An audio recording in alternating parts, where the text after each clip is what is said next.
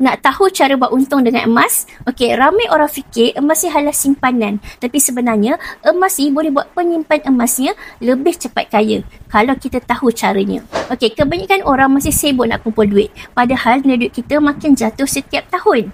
Sebab itulah orang yang bijak simpan emas. Yang pertama, sebab harga emas ni makin lama makin mahal. Nilai dia takkan jatuh kosong. Yang kedua, emas akan selamatkan kita daripada duit bocor. Kalau simpan duit, mungkin duit kita akan habis dan cepat kita terguna. Tapi emas kita takkan cepat terbelanja. Yang ketiga, bila kita dah mula simpan emas, naluri kita sendiri akan rasa nak tambah dan bukanlah nak jual. Itulah sebabnya ramai penyimpan emas hari ini lebih cepat kaya dengan emas tanpa mereka sedar.